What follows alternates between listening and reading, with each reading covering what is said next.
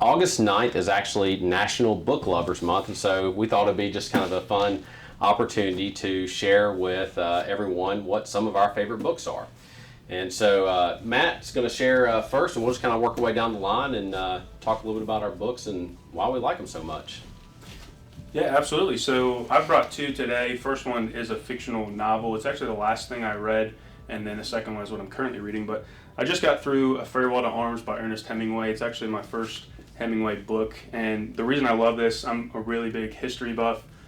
Being a history teacher was actually one of the careers that I considered not that long ago as I was coming out of college. So this is semi-autobiographical, actually, set in World War I. Ernest Hemingway, I think, is a really fascinating guy because he has a really deep way of thinking, but everything he writes is actually about something that he's experienced in one way or another, which I think his life is just really fascinating.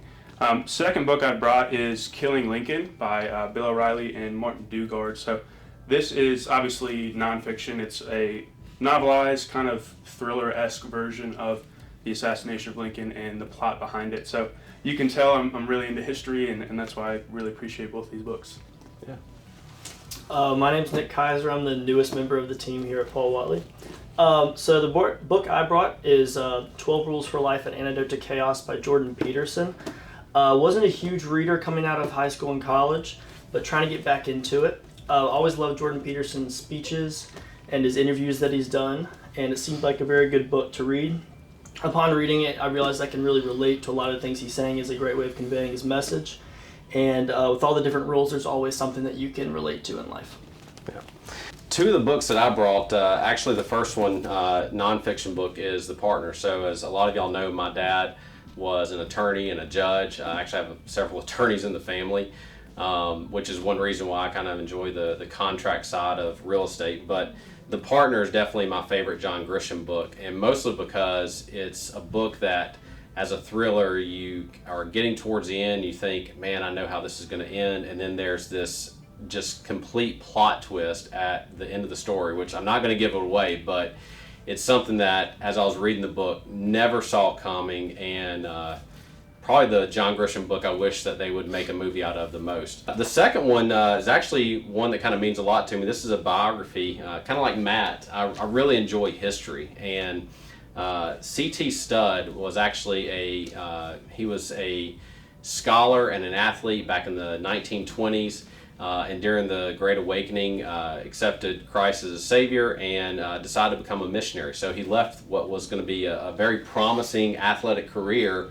to go be in the mission field in China, and then he was actually one of the first missionaries to go into the Congo of Africa. But it's just an incredible book to see his story and the lessons that he learned and kind of applied, and not just about being a Christian or a missionary, but just life in general and how to organize things and motivate and lead people through what was such an important time in history for the church. So, and this was a book that actually I read when I was on my first mission trip to Kenya and Tanzania back in 1998. I'm Manny Fisher, and I brought two books. The first book is a book by Patrick Lenciani called The Motive.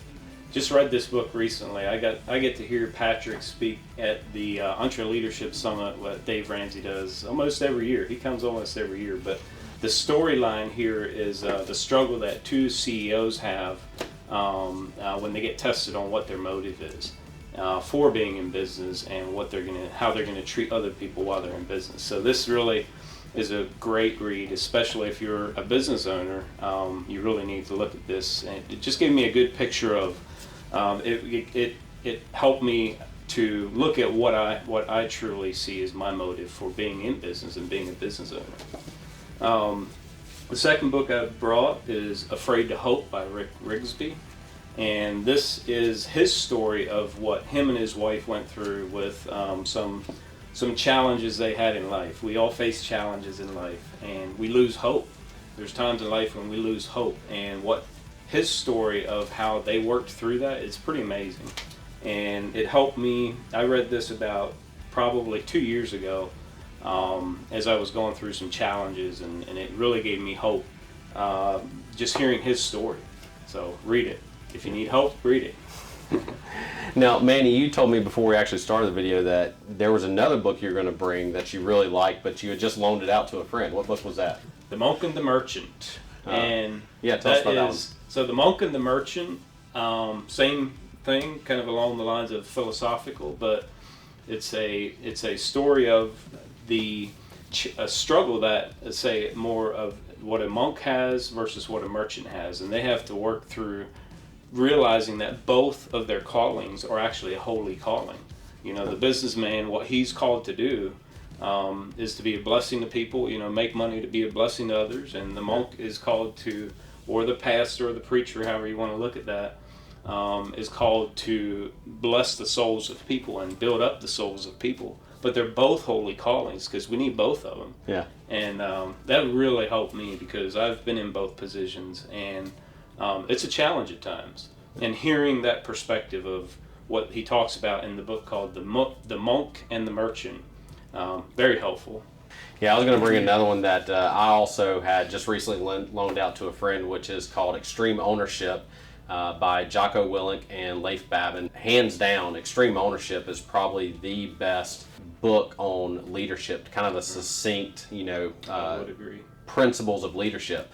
But not only that, it's a really cool book in terms of each chapter that addresses one of these leadership principles actually starts by telling a story of how this leadership principle was either learned or applied in combat.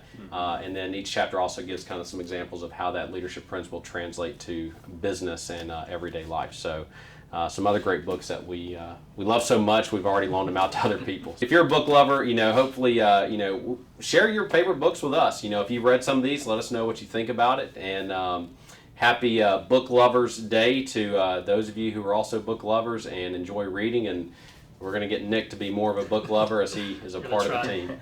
So, all right, y'all have a great day, and thanks for joining us and the Paul Whatley team, and we'll talk to you soon.